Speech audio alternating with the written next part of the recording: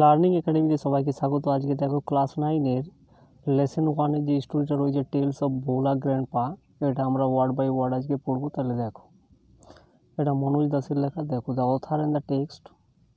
Manoj Das 1934 is an Indian award winning bilingual writer. অর্থাৎ মনোজ দাস কে ছিলেন একজন ভারতীয় অ্যাওয়ার্ড উইনিং অর্থাৎ কি পুরস্কার বিজেতা বিলিগুয়ার লেখক ছিলেন। Who write in Odia and English, যে কিসে লিখেছে, ওড়িয়াতে লিখেছে এবং ইংলিশে লিখেছে। এরপর দেখো, he has written many novels, সে অনেকগুলো উপন্যাস লিখেছে, শর্ট স্টোরিজ লিখেছে, পোয়েমস লিখেছে, travelogues and articles on history and culture.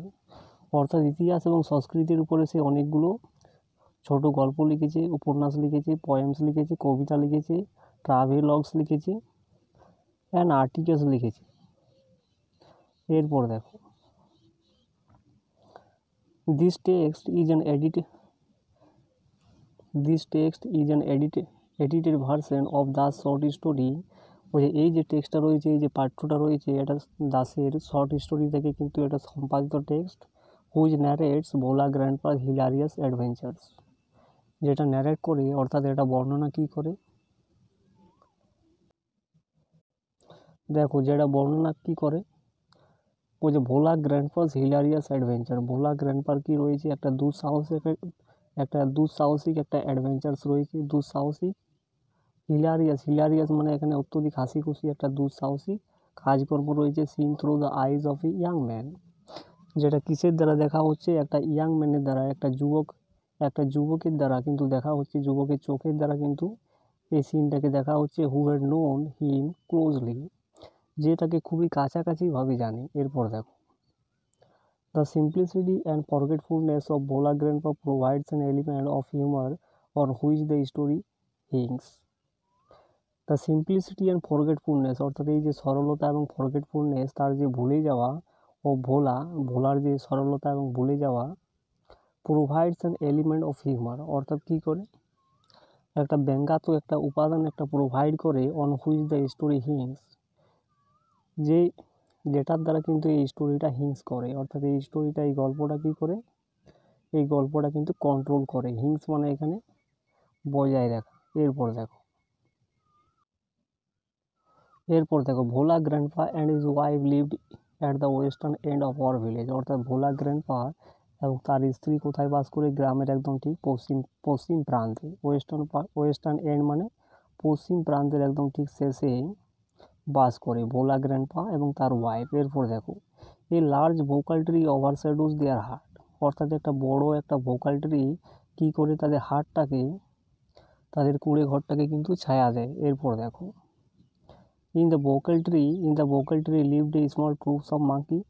ওই যে বড় ভোকাল ট্রিটা রয়েছে সেটাতে কে বাস করে, এই স্মল ট্রুপস অফ মাঙ্কিস, অর্থাৎ বাঁদরের ছোট দল কিন্তু ওই ভোকাল ট্রিটাতে থাকে। এরপর দেখো, Bhola grandpa and his wife did not mind it. Bhola grandpa এবং তার স্ত্রী কিন্তু এটাতে কিন্তু কোনো কিছু মনে করে না।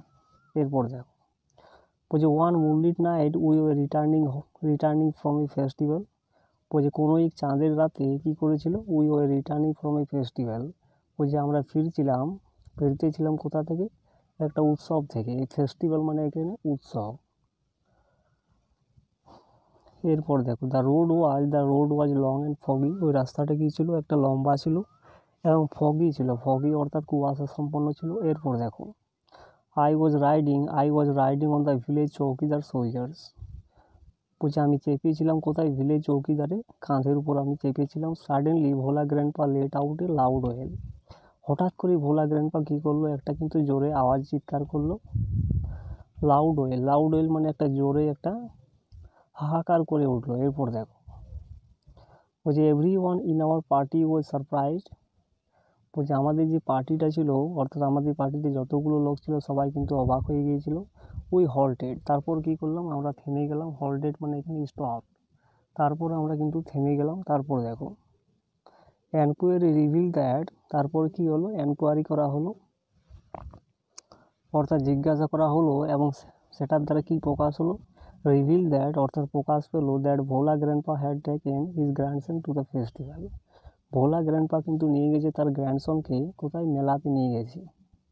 এরপর দেখো, he had tightly held on to the two fingers of the boy. He had tightly held অর্থাৎ কি, সে শক্তভাবে ধরেছিল কাকে, ওই যে ছেলেটা, তার যে গ্র্যান্ডসন ছিল তার দুটো আঙ্গুলকে কিন্তু সে শক্তভাবে ধরেছিল। He did not realize when those fingers slipped out. সে কিন্তু বুঝতেই পেরেছিল না যে তার ওই আঙ্গুলগুলো কিন্তু কী হবে, স্লিপড আউট হয়ে যাবে অর্থাৎ ছেড়ে যাবে। এরপর দেখো, Bhola grandpa was continuing as before. তারপর কী করলো ভোলা গ্র্যান্ডপা, সেইভাবে কিন্তু চালিয়ে গিয়েছিল। এরপর দেখো, then someone asked Bhola grandpa what he was gripping. তারপর কী করলো, কেউ তাকে জিজ্ঞাসা করেছিল হোয়াট হি ওয়াজ গ্রিপিং, যে তুমি কি ধরে আছো বা কি আঁকড়ে আছো। গ্রিপিং মানে এখানে আঁকড়ে ধরা। এরপর দেখো, হি remembered his grandson and let out a loud well. তারপর সে তার গ্র্যান্ডসনকে মনে করেছিল, রিমেম্বার মানে এখানে স্মরণ করেছিল, অর্থাৎ তারপর তার গ্র্যান্ডসনকে মনে করেছিল এবং late out a loud well, তারপর সে একটা জোরে চিৎকার করেছিল। এরপর দেখো, my father choose to surprise man from our party to go back with Bhola grandpa to the festival. অর্থাৎ আমার বাবা কী করেছিল, দুজন তীক্ষ্ণ চোখ সম্পন্ন লোককে কিন্তু বেছে নিয়েছিল ফ্রম আওয়ার পার্টি, আমাদের পার্টির থেকে, to go back with Bhola grandpa to the festival. অর্থাৎ ভোলা গ্র্যান্ডপার সঙ্গে ওই ফেস্টিভ্যালে যাওয়ার জন্য আবার যাওয়ার জন্য দুজন তীক্ষ্ণ চোখ সম্পন্ন ব্যক্তিকে সে বেছে নিয়েছিল। এরপর দেখো, the grandson was found before ল। তারপর কি হলো, গ্র্যান্ডসনকে কিন্তু খুঁজে পাওয়া গেল অনেক দেরিতে। লং মানে এখানে অনেক দেরি। He had taken a cozy shelter under a cows valley. সে কী করেছিল, he had taken a cozy shelter, সে একটা আরামদায়ক আশ্রয় নিয়েছিল কোথায়, এই কাউজ ভ্যালি, অর্থাৎ একটা গরুর পেটের নিচে সে একটা আরামদায়ক আশ্রয় পেয়েছিল বা নিয়েছিল। দেখো তারপরে, I remember another funny incident about Bhola grandpa related by my father. ওই যে আমি মনে করি আরেকটা ফানি ইনসিডেন্ট, আরেকটা কি মজাদার ঘটনা, যেটা কার সম্বন্ধে রয়েছে, ভোলা গ্র্যান্ডপার সম্বন্ধে রয়েছে। সেটা কার সঙ্গে সম্পর্ক রয়েছে, আমার বাবার সঙ্গে ভোলার একটা ফানি ইনসিডেন্ট কিন্তু আমি মনে করি, অর্থাৎ মজাদার ঘটনা আমি কিন্তু মনে করি। এরপর দেখো, it had been a rainy afternoon. এটা ছিল একটা কি, বিকেলবেলার একটা বর্ষার একটা দিন ছিল। Bhola grandpa wild with excitement, অর্থাৎ ভোলা গ্র্যান্ডপা কী করেছিল, ওয়াইল্ড উইথ এক্সাইটমেন্ট মানে সে বন্যভাবে কিন্তু উত্তেজিত হয়ে পড়েছিল। টোল মাই ফাদার, সে বলেছিল আমার বাবাকে, অ্যান্ড হিজ ফ্রেন্ড, সে আমার বাবাকে এবং তার বন্ধুদেরকে বলেছিল, that he had seen a gang of pirates. সে কী দেখেছে, জলদস্যুদের একটা গ্যাং দেখেছে বা দল দেখেছে। পাইরেটস মানে এখানে জলদস্যু। এরপর দেখো, they were burying a large box under the one of the sand dunes on the seashore by our village. অর্থাৎ আমাদের গ্রামের পাশে সিশোরে, সমুদ্র সৈকতে কী করেছে, একটা লার্জ বক্স, একটা বড় একটা বক্স কিন্তু ওই মাটির ভিতরে কিন্তু বুরিং করেছে, অর্থাৎ মাটির ভিতরে কিন্তু কবর দিয়েছে বলতে পারো। স্যান্ডডোনস মানে কি একটা, অর্থাৎ বাতাসের দ্বারা তৈরি কি বালির একটা ছোট পাহাড়, এটাকে বলা হচ্ছে স্যান্ডডোনস। তো এর নিচে কিন্তু ওই যে লার্জ বক্স একটা কিন্তু কবর দেওয়া হয়েছে, এটা তোমরা বলতে পারো। At once father and his friend started looking for the hidden treasure. হঠাৎ করে বাবা এবং তার বন্ধুরা কী করলো, তাকাতে শুরু করেছিল কোথায়, ফর দ্য হিডেন ট্রেজার, অর্থাৎ লুকিয়ে থাকা ওই গুপ্তধনের উপর হঠাৎ করে কিন্তু তাকাতে শুরু করেছিল। Evening passed on to night, অর্থাৎ ইভিনিংটা পেরিয়ে কিসে পরিণত হলো, রাত্রি পরিণত হলো।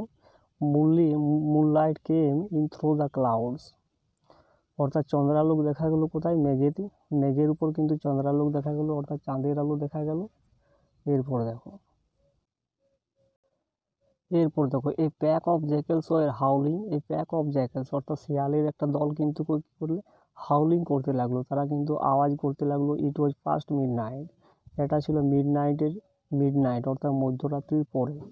At this point of time বুঝে এই সেই মুহূর্তে Bhola grandpa confess that, Bhola grandpa স্বীকার করেছিল, কনফেসড মানে এখানে স্বীকার করেছিল that there was no real treasure, যেখানে সত্যিকারই কিন্তু কোনো ট্রেজার বা গুপ্তধন নেই।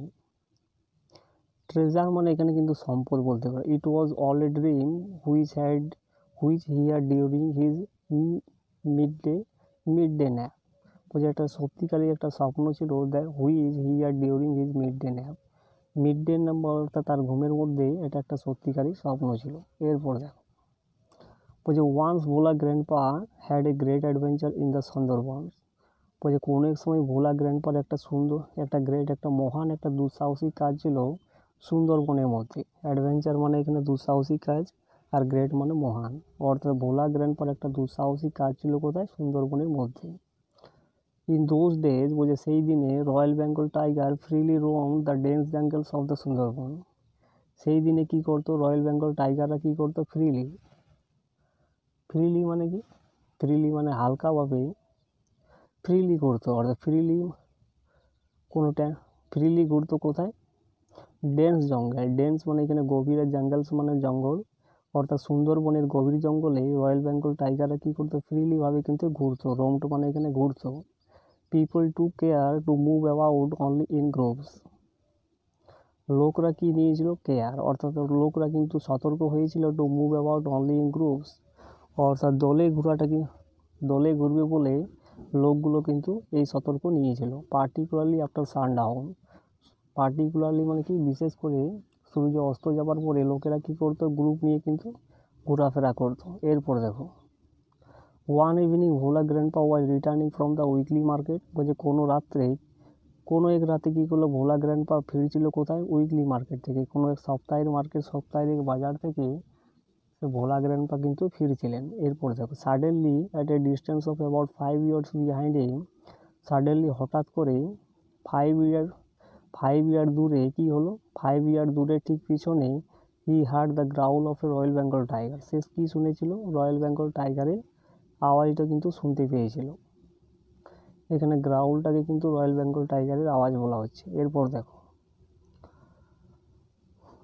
ভোলা grandpa turned and found the bright gaze of the tiger on his face, Bhola grandpa turned মোড় নিয়েছিল, অ্যান্ড ফাউন্ড এবং খুঁজে পেয়েছিল কি? The bright gaze of the tiger on his face, তার মুখের উপরে কী ছিল? ওই টাইগারের একটা উজ্জ্বল একটা কিন্তু তাকানো ছিল, ওই তাকিয়েছিল, অর্থাৎ বাঘটা তাকে উজ্জ্বলভাবে কিন্তু তাকিয়েছিল, অর্থাৎ সরাসরি তাকিয়েছিল। এরপর দেখো Bhola grandpa instantly climbed up a nearby banyan tree, Bhola grandpa কী করলো? সঙ্গে সঙ্গে একটা বট পাশাপাশি ছিল ওই বট গাছটা, সেই পাশাপাশি বট গাছে একটা কী করলো? চেপে পড়েছিল। ক্লাইম্বড আপ মানে এখানে চড়েছিল। দ্য টাইগার রোড, ওই বাঘটা কী করলো? জোরে জোরে চিৎকার করতে লাগলো। And circle the tree about 100 Times, এবং ওই কী করলো? সার্কেল দ্য ট্রি, অর্থাৎ ওই গাছটাকে কী করতে লাগলো? প্রায় 100 বার কী করতে লাগলো? গোল গোল ঘুরতে লাগলো ওই বাঘটা। এরপর দেখো বলছে দেন ইট স্যাটেল ডাউন আন্ডার এ বুশ, তারপর কী করলো? এটা স্যাটেল হয়ে গেল আন্ডার এ বুশ, একটা ঝোপের মধ্যে, অর্থাৎ বাঘটা কী করলো? তারপরে একটা ঝোপের মধ্যে স্যাটেল হয়ে গেল, অর্থাৎ বসে পড়লো। Without taking it's eyes of it, অর্থাৎ চোখটাকে সে বন্ধ না করে, অর্থাৎ চোখটাকে ভোলার দিকে তাকিয়ে ওই বাঘটা কী করলো? একটা ঝোপের মধ্যে কি সে বসে পড়লো, সেটেল ডাউন হয়ে গেল। এরপরে দেখো বলছে with nightfall the forest গ্রিউ dark and silent, with nightfall অর্থাৎ রাত্রি আসার সাথে সাথে ওই জঙ্গলটা কী হয়ে পড়লো? ডার্ক, অন্ধকার হয়ে পড়লো এবং সাইলেন্ট হয়ে গেল, অর্থাৎ একদম নিশ্চুপ হয়ে গেল। এরপর দেখো Bhola grandpa could hear the tiger beating its tail on the dry leaves, Bhola grandpa কী করতে শুনতে পেয়েছিল কি? The tiger beating its tail, ওই বাঘটা তার লেজটাকে কামড়াতে ছিল কিসের উপরে? অর্থাৎ ড্রাই লিভস, শুকনো পাতার উপর। ড্রাই মানে শুকনো, লিভস মানে পাতাগুলি, অর্থাৎ শুকনো পাতাগুলির উপর তার লেজটাকে কী করছিল? লেজটাকে সে চিবাচ্ছিল বাঘটা, এটা সে ভোলা গ্র্যান্ডপা শুনতে পেয়েছিল। এরপর দেখো আওয়ার ফার্স্ট, অর্থাৎ কি ঘন্টার পর ঘন্টা সে পেরিয়ে গেল, পাস্ট হয়ে গেল। এরপরে দেখো বলছে dawn broke with the cooing of doves, অর্থাৎ ভোরবেলা হলো কিসে, ডাভসের আওয়াজে। Bhola grandpa came down, Bhola grandpa কী করলো, নিচে নেমে এলো। There was a group of man on a mount a little away. বলছে there was a group of man, সেখানে কী ছিল, একদল লোক ছিল। On a mount a little away, বলছে কিছুটা দূরে একটা ঢিবির উপর, ঢিবির মাউন্ট মানে এখানে ঢিপি, একটা ঢিপির উপর একদল লোক ছিল। Bhola grandpa climbed the mount, Bhola grandpa কী করলো, ওই ঢিপিটার উপর চেপে পড়েছিল। ক্লাইম্ড মানে চড়েছিল। And requested the first man he saw for some water to drink, এবং তাকে রিকোয়েস্টেড করেছিল, অর্থাৎ তাকে অনুমতি জানিয়েছিল ফার্স্ট ম্যানটাকে, অর্থাৎ প্রথম যে লোকটা ছিল তাকে, he saw for some water to drink, অর্থাৎ সে জল চাওয়ার জন্য ফার্স্ট ম্যানটাকে, অর্থাৎ প্রথম লোকটাকে অনুমতি জানিয়েছিল। এরপর দেখ the man had seen the tiger waiting, ওই লোকটা কি দেখেছিল, ও টাইগারটা কী করছে, অপেক্ষা করেছিল।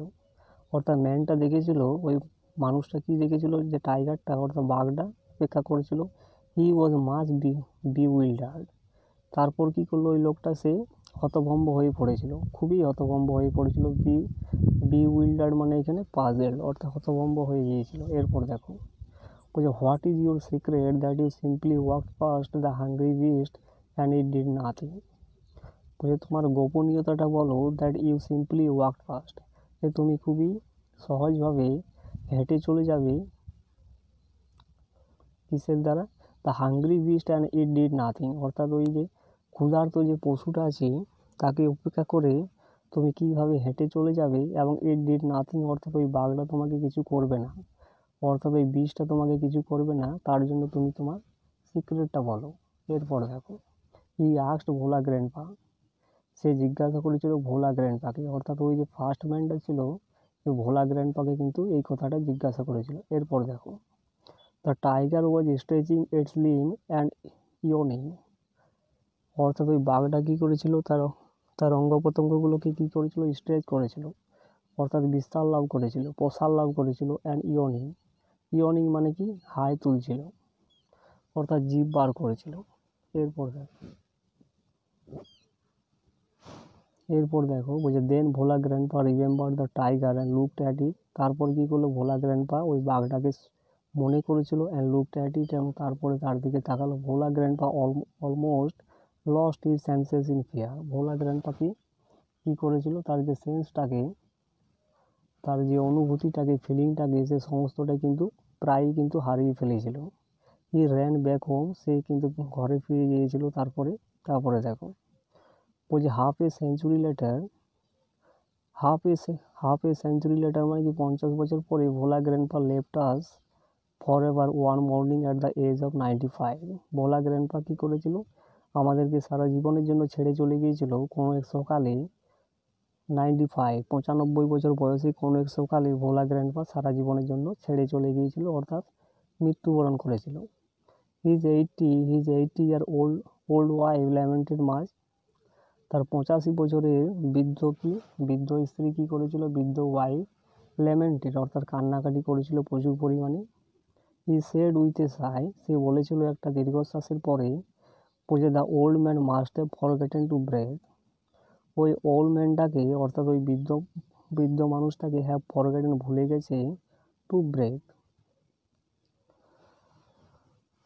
অর্থাৎ ওই বৃদ্ধ মানুষটাকে অবশ্যই ভুলে যাবে কিসের জন্য, টু ব্রেথ, এই শ্বাস, টু ব্রেথ অর্থাৎ নিঃশ্বাস, টু ব্রেথ অর্থাৎ শ্বাস নিতে। তো এই হয়ে গেল ফার্স্ট স্টোরিটা। তো ভিডিওটা ভালো লাগলে চ্যানেলটাকে সাবস্ক্রাইব করো এবং পাশের বেল আইকনে প্রেস করে রাখো পরবর্তী নোটিফিকেশনের জন্য।